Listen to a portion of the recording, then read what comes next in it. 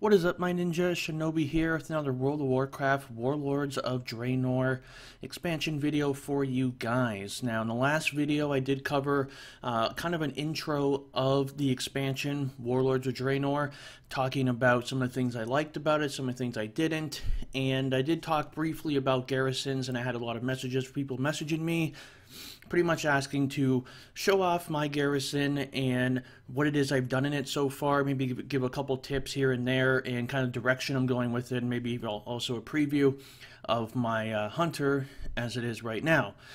So let's go ahead and get into that today, and hopefully some of the information I tell you will help you out in your endeavors. So first off, let's go ahead. I'm going to give you a little tour of the garrison, and then as I'm doing that, I'm going to explain a couple things about garrisons that you do need to keep in mind during your leveling process and when you get to 100 and all that kind of stuff.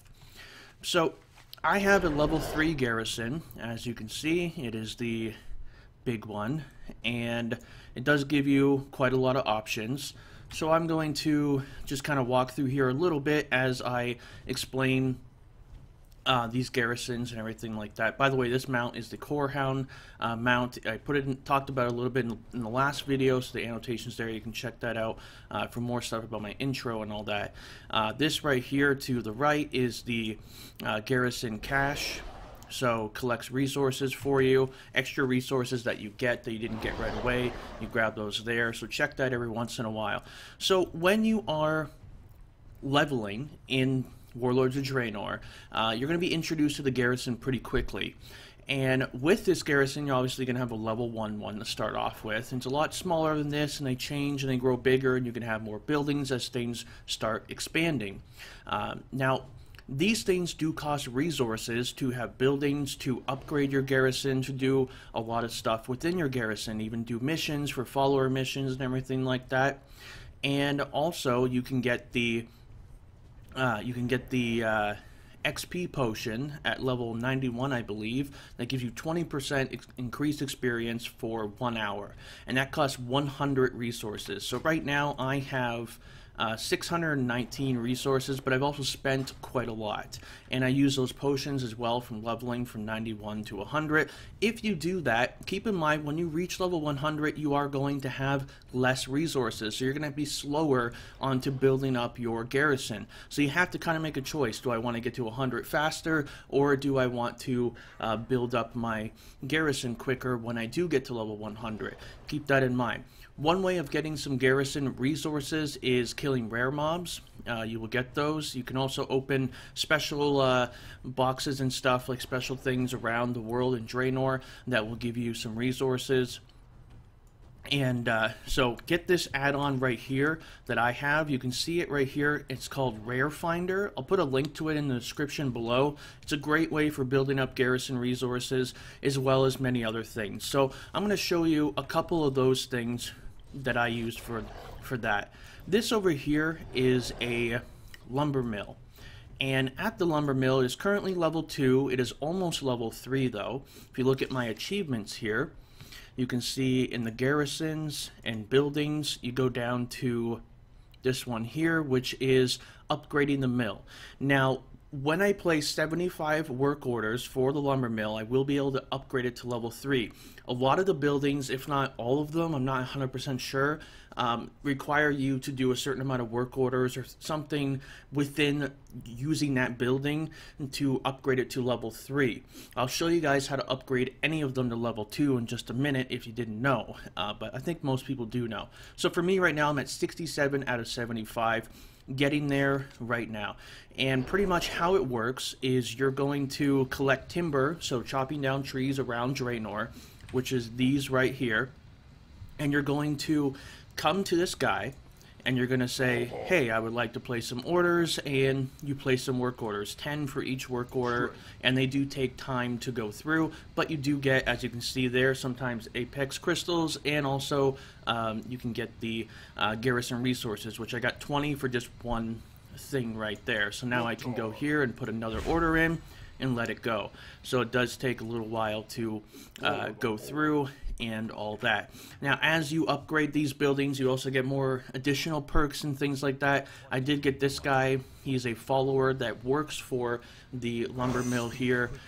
You can have him go on patrol with you. You can buy certain things from him. I don't know if when you get to level 3, if his, inventory of things you can buy becomes better. I'm not really sure about that. But the lumber mill, if you're looking for resources to build up your garrison quicker when you hit level 100, it's definitely a good idea to do that. And I did it because I used a lot of resources for potions leveling from 90 to 100. So definitely very helpful and very easy. Just go around the world. I'll show you a quick little spot that's really good. There's 2 locations that I can give you that are pretty good for farming the timber trees.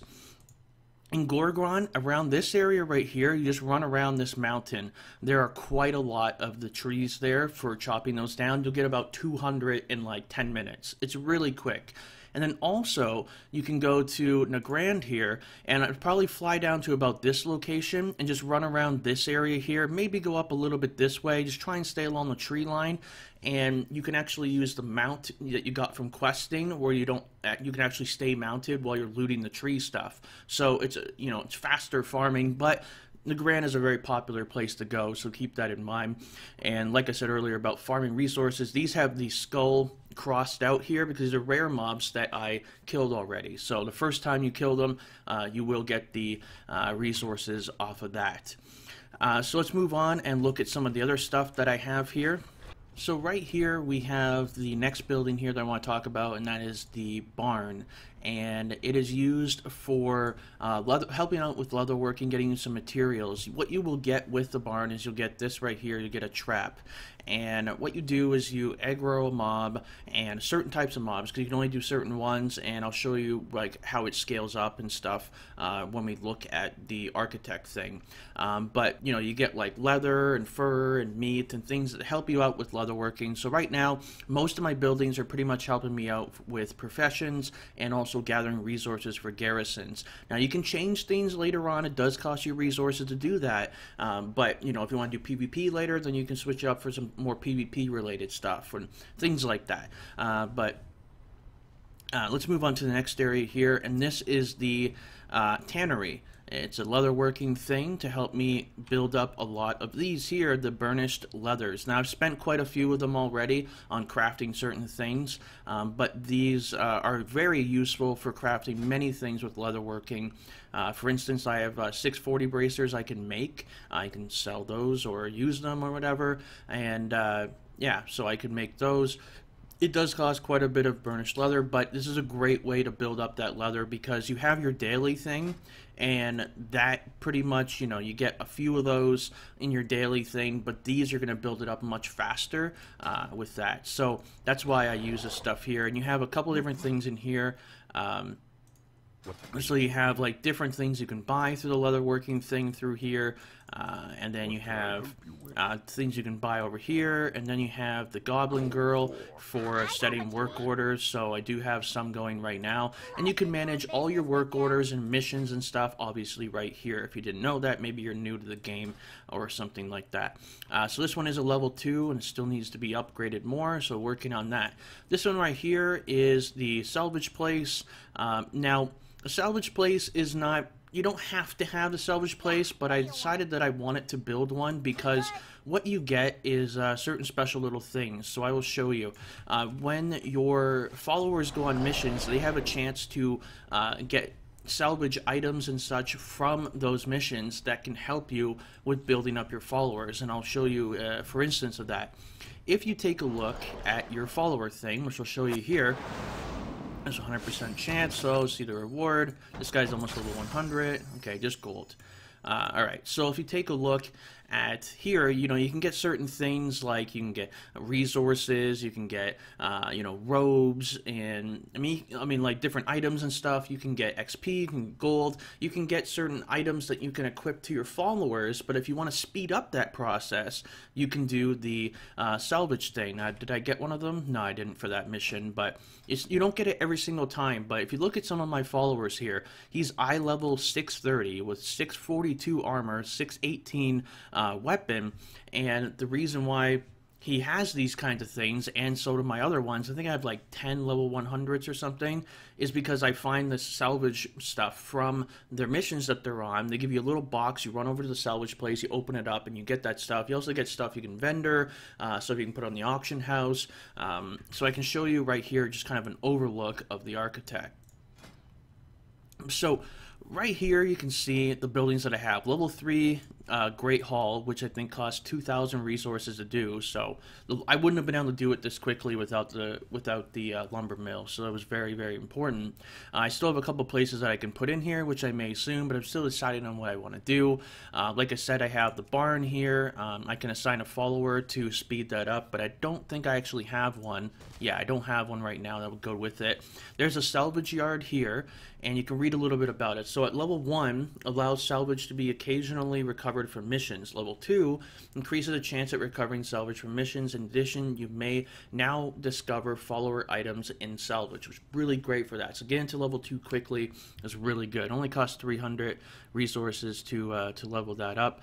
Level 3, greatly increase your chance of recovering salvage. In addition, you may now discover player items in salvage. So you may get some, upgrades or BOE items or things like that. I mean, that would be really cool to have. So getting that to level 3 would be really cool. I'm kind of just testing the parameters to see where the stuff is going to go in the future. So then I have my lumber mill here, which allows you to mark small trees in Draenor for harvest. Then the level 2 is the medium-sized trees. When you get to level 3, you can do any of the trees in Draenor, the ones that you're allowed to click on. And that only costs 600, I think, for me to upgrade, because you get the plan for it once I get all that stuff and everything like that. Then I have the barracks, which I could upgrade. Well, actually, I need more resources, but that's that there. And yeah, so that's pretty much all of what I've been doing for the garrison so far. And also, if you do want to get some level 2 blueprints, you can buy all of them right here. You can buy them, or you can also complete certain quests that will give you the plans, but you're eventually going to run out of quests to do, so you're eventually going to have to buy them from here. So they're not super pricey, but it depends on the goal that you have and stuff, obviously.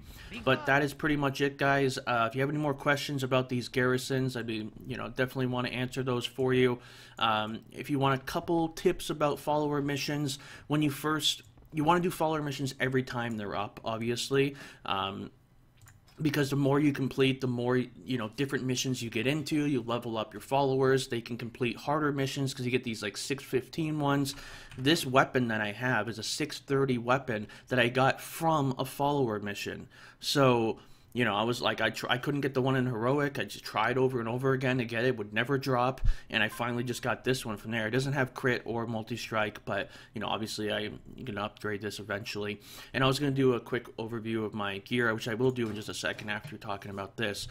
So I may make a whole different video talking about followers, but the way it pretty much works is you have certain time frames on there. Try not to tie up your followers on the really long ones. If you plan, like say you just woke up, try not to put it on the really long ones because you're going to play during the day. So you want to keep rotating them out and keep them going through. Now keep in mind, most of the missions do require a small amount of resources to do the follower missions, but keep in mind that, it's important to go through and kind of cycle these through. Then you start getting like the rare ones, you start getting like the cool ones later on, and I do have some in progress right now. I have the really long ones going on right now because I didn't really plan on playing for a while. So, for instance, if you're going to bed, what you should do is then do like the 10-hour ones, so you can get those done while you're sleeping. When you wake up, they'll be done. Maybe you'll complete it, maybe not, depending on the chance to do it.